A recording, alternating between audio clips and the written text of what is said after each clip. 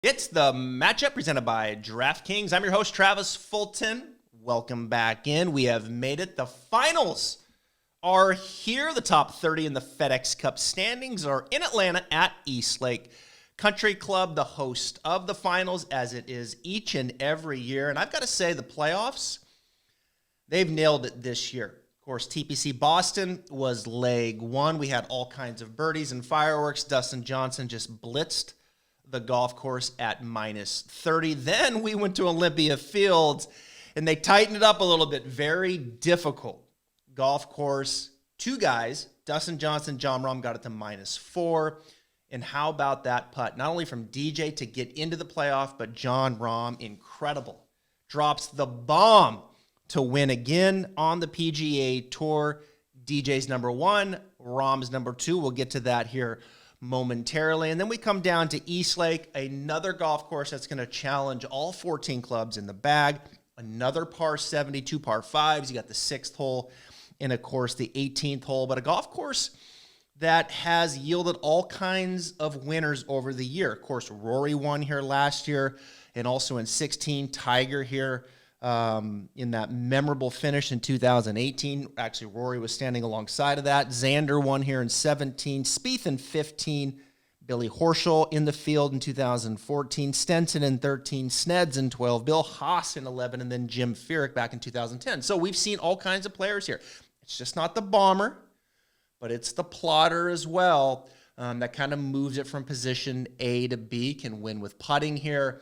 So anything goes. So Eastlake, I love it. It challenges every facet of the game. And it's also a course that when you start looking at the model, strokes gain approach, of course, is going to be up top. You know, I say it every single week. It's the most important statistic on the PGA Tour. Strokes gain approach, number 1. Now, what happens underneath that varies from course to course. This week, like last week, in level 2, here's strokes gain approach, and then you get down to that second level, it's pretty even across. You have strokes gain off the tee over here. It's moved up underneath strokes gain approach, but then level 2, it's strokes gain putting, and then pretty level to that is strokes gain around the green. So what that tells me, we need balance across those 3 underneath strokes gain approach. You need that solid all-around player, as Eastlake's not just going to yield completely to the ball striking like we saw at TPC Boston. Dustin Johnson just blitzed it with ball striking. Strokes gain tee to green, he was positive 18.2. I mean, that's just a silly number, 18.2 to go that low. And then, of course, they go to Olympia, and it was the same thing. You have strokes gain approach, and then underneath that, pretty level across. And if you watch the show, you know that can move around a little bit. Strokes gain around the green tends to move down as it did at TPC Boston, as it does at most PGA Tour courses. But then you get into these difficult setups, challenging setups, strokes gain approach starts to move up and level out to strokes gain putting. One thing to note, we're back on Bermuda greens here in Georgia. So that's my model. That's how I'm going to go about it here this week, looking for that balanced player. But we also have to take into consideration the starting position, right? In Draftkings this week, you want to get into the matchup. 1.55 million total purse into the big game, 500,000 to the winner. If you want to play and you want to play for free, set up a new account and use promo code Travis, and you get a free entry into the big game. 500,000 to the winner. I actually moved last week. Had a good week last week. If you watched the show last week, we nailed it. The model was spot on. The matchups were great. They were all there. Fino, Hideki, Rom, Kisner. It was a really good week. So hopefully you made some money, as I did last week. But I actually moved at one point late on Saturday. I was in there around the 500 range into the big game. So it's kind of fun to see those numbers start to add up. I slipped a little bit. Kisner struggled on Sunday and some late bogeys for English. But it was still a good week on multiple cards. Hopefully you got the show, and hopefully we can do it again this week. I feel good about the handicap. Of course, Fantasy National is a website that I use, PGAtour.com, and other things and resources that are out there to make these picks. But we have to set the stage before we get into matchup number 1, where the starting positions will be for every player, because that will be accounted for in DraftKings. You'll get those points right out of the gate for where they start. So world number 1, Dustin Johnson. one of two hottest players, let's say, in the world at -10. John Rom, the other, of course, world number 2 at -8. Justin Thomas will start at -7. World number 3 he is. And there's Webb, who didn't play last week. He'll start at -6. Colin Morikawa, the PGA champ, will start at -5. Now, we got 5 guys at -4. Daniel Berger, Harris English, Bryson DeChambeau, Sunjayam, Hideki Matsuyama there at -4. Good week last week. We're all over Hideki last week. He finished 3rd there in Chicago. Now, guys starting at -3. There's Brendan Todd, putted his way into the championship this year. Rory McIlroy, interesting. We'll talk about him starting at -3. Patrick Reed, Xander Schauffele, and Sebastian Munoz is a player that I like this week. We'll get into him and why at -3. Guys starting at -2. Lanto Griffin, the Jacks Beach native. Scotty Sheffler, Rookie of the Year, my vote. Joaquin Niemann, great week last week for him. Terrell Hatton, we've been all over him this year, -2. And there's Tony Fino, -2. His coach, Boyd Summerhays, joining me on the Stripe Show podcast tomorrow. More on that later. We'll get into where Fino is at with his game. Another top 5 last week for him. Guys starting at -1, there's Kiz, Abraham Answer, Ryan Palmer, Kevin Nanana, and Mark Leishman, who shot 30 over last week there in Chicago. But now guys starting at even, 5 guys: Cameron Smith, Victor Hovland, Mackenzie Hughes, Cameron Champ, and former champ Billy Horschel. Those are the starting position. We're taking that into consideration. We've got our model. I've got my resources on the field. It's time to get to matchup number 1. Dustin Johnson versus John Rom. How about that playoff last week? World number 1 versus world number 2. You just never get that. And that's what I love about the playoffs, and that's what I love since we've come back from COVID. We have had great fields, and to see those two guys, Dustin making the bomb to get into the playoff, and then Rom just going longer than him to make it. I mean, the make percentage of those putts is like 1 or 2%. I mean, you just don't make those putts. You could set down a small bucket of balls and never make that putt, and they go back to back. That was great stuff. We're going to get to these two guys here in a minute. We got to give them their due. They are the 2 best players in the world. But the 3 guys starting underneath them now: Justin Thomas -7, Webb Simpson -6, Colin Morikawa -5. Of those 3, which maybe has the best opportunity to move up and catch one of these 2 guys? Starting with Justin Thomas, his history here at the Tour Championship, Eastlake, 2019, he was T3, 18, he was T7, 2017, he was 2nd, and then 2016, he was T6. So he can clearly go here at this golf course. Bermuda greens, he likes Bermuda. Probably happy to get off of those bent grass surfaces. His putting has been a big question mark for me. I've been talking about it a lot here on the show. I've stayed off of him the last couple weeks. St. Jude, he wins, but loses 2 strokes in strokes gained putting. I mean, that's unbelievable. 37th at the PGA, loses 3.5. Northern Trust, he loses 4. Finally gets into the positive 0.7 at the BMW. I'm going to pass on JT at 11,900. Webb Simpson coming in at -6. He's fresh, didn't play. Great decision to avoid that beating that was at Olympia Fields for most players. He's coming in with a history here at this course. 2019 was 16th. 2018 was 4th. 2017 was 13th.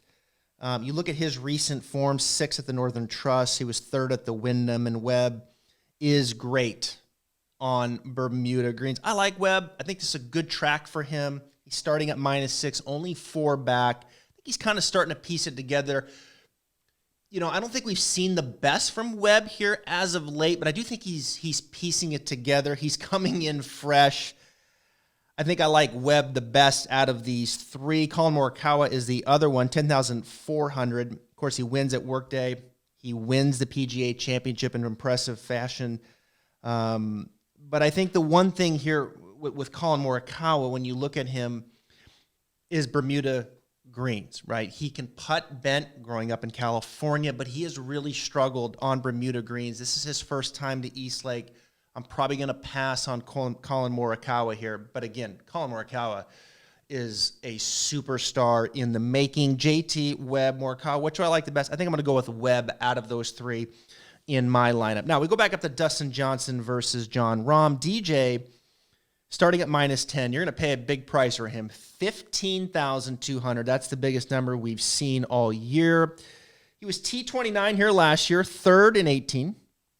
T17 in 2017. He was T6 in 16, T5 in 15, but he's starting with the lead this year. The last 3 events for Dustin Johnson have been absolutely amazing. I went on record and said Brooks Koepka, his comment Saturday night in sliding DJ lit a fire in DJ. Everybody's like, no, he don't care. Yes, he does. It's not a coincidence.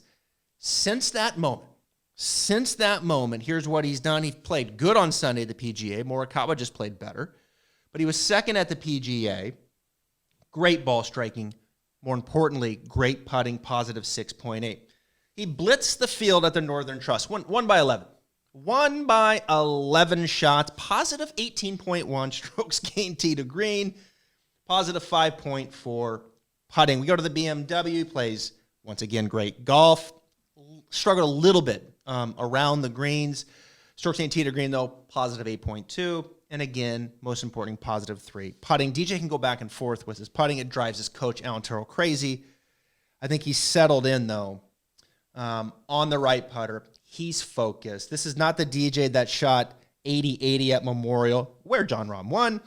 This is the DJ that's playing inspired golf. And the top players need motivation. They need inspiration. We've heard Rory talk about it. I don't think DJ's any different, and he has it. I think this Tour Championship means the most to Dustin Johnson. I don't know that. He didn't tell me that, but I've been riding that since the slight from Brooks Koepka. Going against John Rahm, what a performance by him. I was all over John Rahm last week. Nailed him to win. Great golf course for him last week. This is another good course for him at Eastlake. He was T12 here in 19, T11 in 18, T7 in 17. I want to tell you a little story about John Rahm. Excuse me. John Rahm, since the Players' Championship back in 2019, the one that Rory won, he has went on a tear. And if you remember, John Rahm hit it in the bunker on the left side on 11.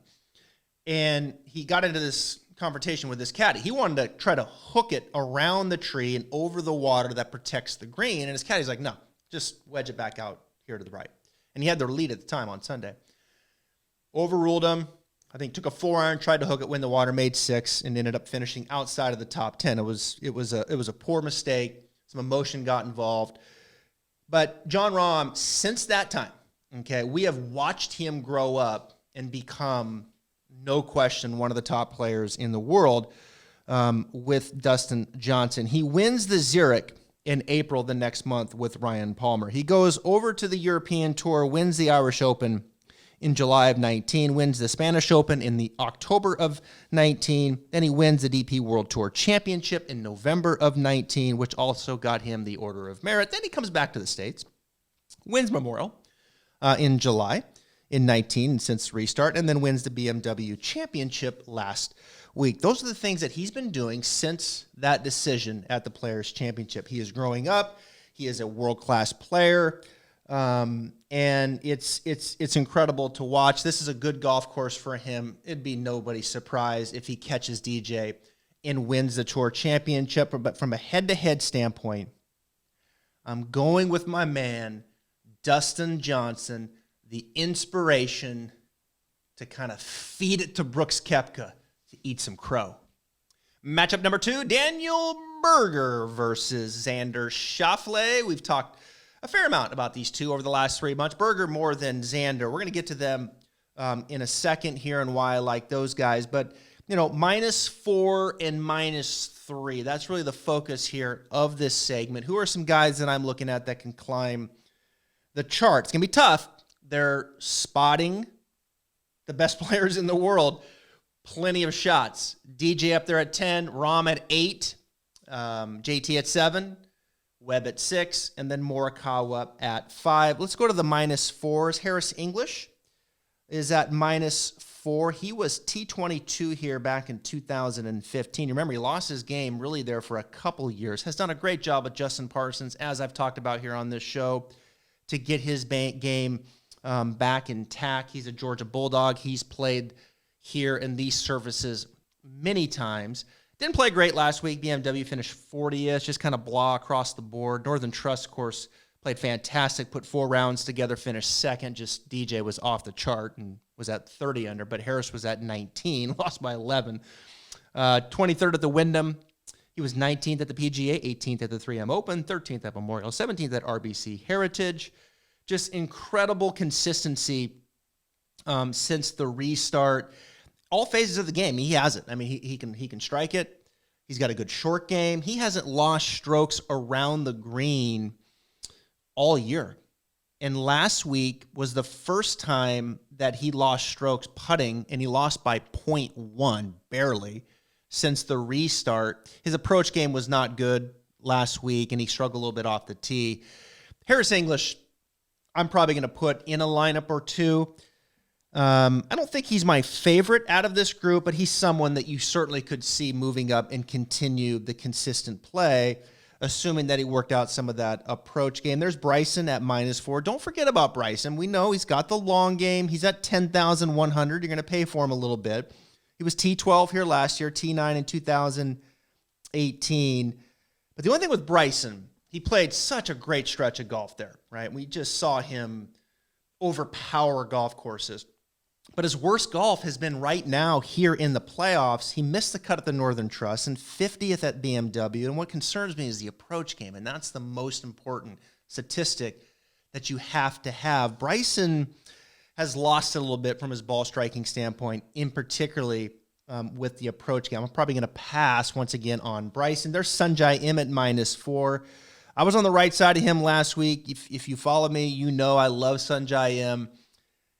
No one has been affected more than Rory and Sanjay from COVID-19. He just hasn't been able to get his game back in order. The rookie of the year last year.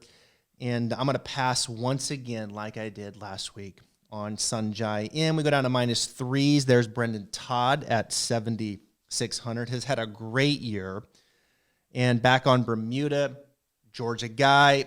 He likes these surfaces. Would not be surprised at -3 to see Brendan Todd fill it back up with the putter. Can he do enough with his approach game to give him those opportunities? Be interesting to see. I'll probably play Todd a little bit. Patrick Reed, not real big on him here. You look at him, he was T9 last year, 28th in 2018. He's at 8,500. I just get the feeling when you look at Patrick Reed's stats here at Eastlake, this isn't the best venue for him. It's a little surprising. I thought this would be a better spot for him, but he just really hasn't played that well here in really any facet of the game, never finishing better than T9. He's starting all the way back at 3 under. He's got to go. I don't like the form that he's coming in on. There's Rory at -3. I mean, clearly you can make the case for Rory McIlroy, defending champion last year, won it back in 16, T7 and 18. I mean, Rory can go and play it anywhere. He's at 97. Yes, I'll probably have a quarter of the Rory McIlroy in it, but is he going to have a baby, right? His wife, the first child, been through this. They tend to kind of string it out a little bit. Those first ones don't want to come out right away. So it'll be interesting to see. I just don't want to be having a card with Rory on it and then he leaves. So it's a tricky one with Rory McIlroy. Sebastian Munoz, I like Munoz. At 5,900, if you're going to go top heavy, you got to have some guys down the 5,000 value to go. I like Munoz. He's a player from Colombia. Has had a good year. He's starting at -3. You look at him for the year, strokes gained off the tees, 54th. Strokes gained approach, 57th.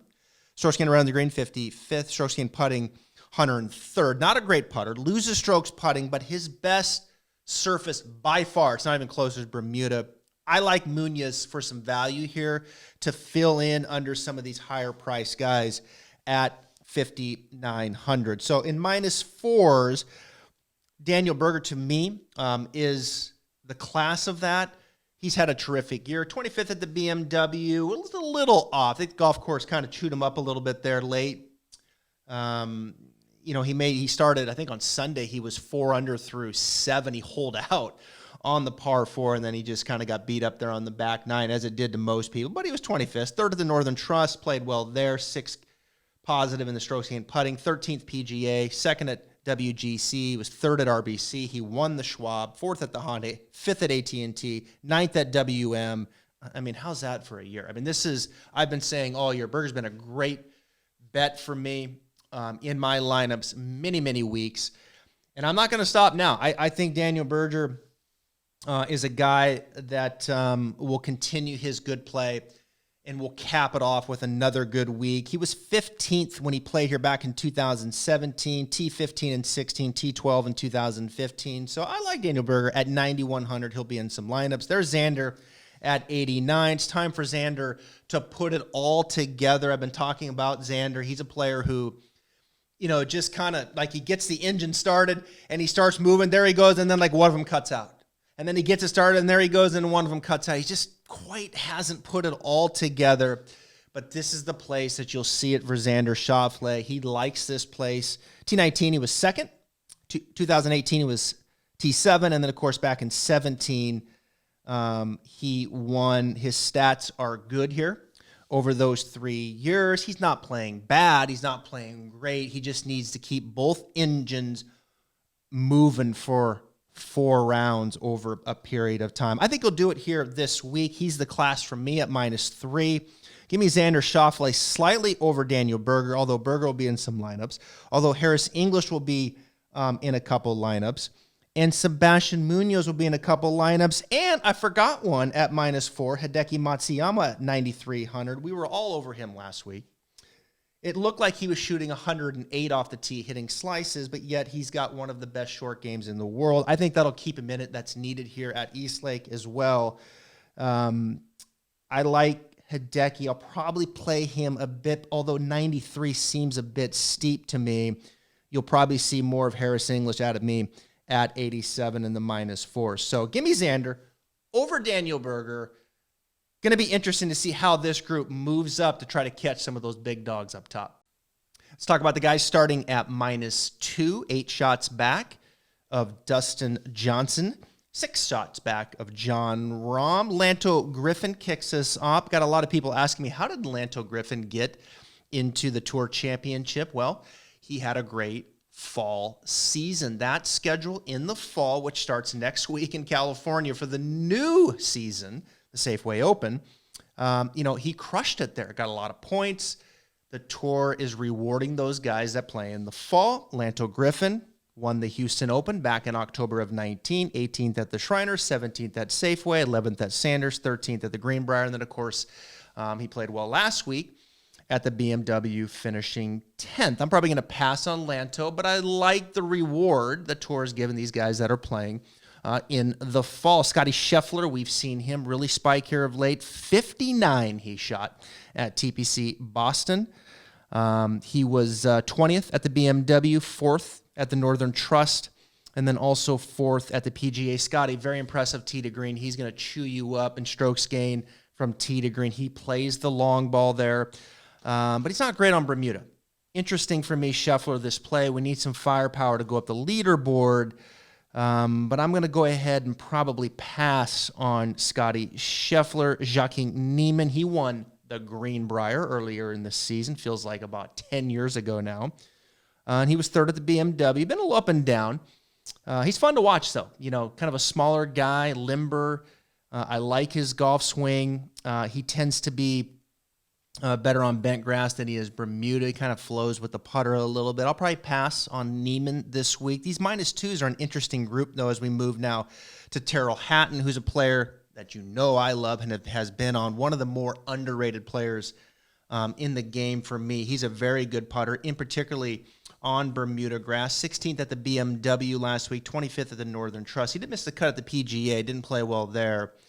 But you look at him, back in the middle of the summer there, he was 4th at the Rocket, 3rd at the RBC. He won Arnold Palmer before the shutdown, and then just all kinds of good finishes before that. I like Terrell Hatton. I like him on this golf course. I think he's making some noise. He'll be in my lineup for sure, as will Tony Fino. starting at -2. He's right where he wants to be, which is chasing. He's uncomfortable with the lead. We don't need him to win. We just need him to climb the leaderboard with a lot of birdies, as he did late on Sunday last week. Impressive 5 birdies down the stretch at Olympia Fields to secure his spot. I'm going to play Fino. You know I love him. I've got his coach, Boyd Summerhays, coming on the Stripe Show podcast this week. Of the -2s, give me some Terrell Hatton and give me some Tony Finau. But this is a good group here. Got some firepower with Sheffler. Wouldn't be surprised to see Neiman make a little bit of a charge as well. Moving along, guys, starting at -1, 9 shots back of Dustin Johnson. There's the Georgia Bulldog, Kevin Kisner, at -1. He was T9 here last year, T3 in 2017. I like Kisner at 1 under. I played him last week. Kind of struggled down the stretch a little bit at Olympia Fields on Sunday, where he was 25th, 4th at the Northern Trust, 3rd at the Wyndham. I think Kiz will rally, make some birdies here. He's played this course very well. He'll be in some of my lineups for sure. Abraham Answer, he's kind of lost his mojo. You know, we saw Answer. Everybody was ready to anoint him like he's going to be the #1 player in the world after the President's Cup. And he's just, he's kind of lost it a little bit. He was 21st here last year. He was in the field. The thing about Answer, his opportunity, the weakness in his game is around the green. And with that elevated last week, I think he got exposed, lost 4 strokes to the field around the green. For the season, he's 134th on the PGA Tour. And I think here at this course, with it elevated at green strokes and around the green, I'm going to pass. Ryan Palmer, I think, is an interesting look here. He was 7th here the last time he played back in 2014. Some good form, though. 48th at the BMW, 8th at the Northern Trust. He was 2nd at Memorial behind his buddy John Rom. I like Palmer here. I think he can make some noise. He'll be in some of my lineups for sure. And then Kevin Na, he was 20th in 2018, 29th in 2016. Feels like a big track for him. Na, kind of moving in the wrong direction, too. Missed the cut at the PGA, 39th at the Northern Trust, 51st at the BMW. When I see those negatives popping up in strokes gained putting for Kevin Na, I'm out. So in the bottom, in the -1, I like the Kiz, and I like Ryan Palmer. Moving along, let's go to the bottom 5 guys, starting at even par. But before we get to that, remember, you can get into the big game. It's the finals. Why not? Just play. You can play for free, 1.55 total purse in the big game, $500,000 to the winner. New account, use promo code Travis. Off you go. I've got my own game under the Stripe Show in there as well, so come join us in that game if you'd like. Lots of ways to play. Draftkings, leader in one-day fantasy sports. I absolutely love it. I love my picks up to this point. We've got to round it out now and see if there's any value here down with the guys starting at even. 2 guys by the name of Cameron. One Cameron Smith, the other Cameron Champ. There's the Vic Hovland, Mackenzie Hughes, great putt to get in. And then Billy Ho, he knows a thing or two about this. He won the Tour Championship. All kinds of money up for grabs. We go to Cameron Smith here first. Cameron Smith won the Sony way back when, earlier in the year. You look at him statistically, his worst surface is Bermuda. He was 20th at the BMW, 18th at the Northern Trust, 43rd at the PG. I do think Cameron Smith is someone to look at. I think he's trending here once again. In the middle of the summer, kind of lost the ball striking a little bit. Off the tee game wasn't great. Tee to green game wasn't great, but he's kind of piecing it back together. I like the way Cameron Smith is trending there. In the middle of the summer, he actually missed 3 straight cuts. Then he went 68th, T59, and then 43rd at the PGA. So the form as of late, 18th at the Northern Trust, 20th at the BMW, has been good. So I like Smith. If he was on a different putting surface, I would love him. But he's someone to consider and look at when you go to Victor Hovland. You know what you're getting with Hovland. You're going to get that strong driving game, strokes gained tee to green. Although he struggled a little bit last week, lost 2 at the BMW. He was 18th at the Northern Trust, 33rd at the PGA. That around the green game kind of scares me a little bit here too. Like Answer, I think that's elevated here at this property. I'm probably going to pass, believe it or not, on Victor Hovland. You go to Mackenzie Hughes. This is a player that I do like. You know, Mackenzie Hughes made the big putt to get in. Mackenzie Hughes was 10th at the BMW, 13th at the Northern Trust. So he's played well in the playoffs. He's a terrific putter. I mean, this guy can really roll his rock. He's very good on Bermuda. I think he's really found something in the ball striking. You look at the approach game. He's in the positive the last 2 weeks. He's in the positive in tee to green game the last 2 weeks, which is a little unlike him. Kind of rides the putter. Mackenzie Hughes, for me, is an interesting play. Cameron Champ, I'll probably pass. He won the Safeway. He'll be defending next week. This is his best surface, though, as far as Bermuda, but 65th at the BMW, missed a cut at the Northern Trust. You kind of get, you get to this point, you're going to win a bunch of money, right? And you're starting 10 shots back from world-class players. That's fun. Can Champ get out there and make a rally? Of course he can. But are you just kind of happy with where you're at? I made the top 30. I'm going to get a lot of money, and off I go. I'm going to go ahead and pass on Cameron Champ. Billy Horschel rounds us out. Horschel is a great putter, and all of a sudden he's kind of struggling here a little bit. You know, you look at these trends and the strengths of these players, and if they don't have them, then they're going to struggle. You know, he was second at the Wyndham, but he was +7 in putting. Then he goes to the Northern Trust, misses the cut where he loses 2. And then he's 33rd at the BMW where he loses 3. I know he's comfortable here. He's interesting to look at here, but I'm probably going to pass on Billy Horschel as well, just due to recent trends. So when you look at the even pars, there's one more, and that is Mark Leishman. Mark Leishman was -1. I can't believe I forgot Leish. I love Leish, but +30 last week. Well, I can see why I left him off. +30 last week. Leish I don't know what happened to his game, but he's not going to make the cut, whether he was starting at -1 or whether he was starting at even, and quite frankly, whether he was starting at -5. He is just not playing well. So even pars, who am I going with? Give me some Cameron Smith. Give me some Mackenzie Hughes for some value underneath to fill out the bracket, and that's going to do it. Get into the big game. Draftkings, it's so much fun. There's a lot of ways to play, but the big game, I'll give you a free entry. Use promo code Travis. You'll get into the big game. 1.55 total purse, $500,000 to the winner. Get into my game, the Stripe Show, as well. My name's Travis Fulton. This has been a blast. Last week was a huge week. I think we're going to do it again this week. I hope I gave you some good picks. Fill them out. Good luck. And let's have some fun here into Labor Day. Remember, it's Friday, Saturday, Sunday, Monday this week. Monday will be the final round on Labor Day as we crown the FedEx Cup champion.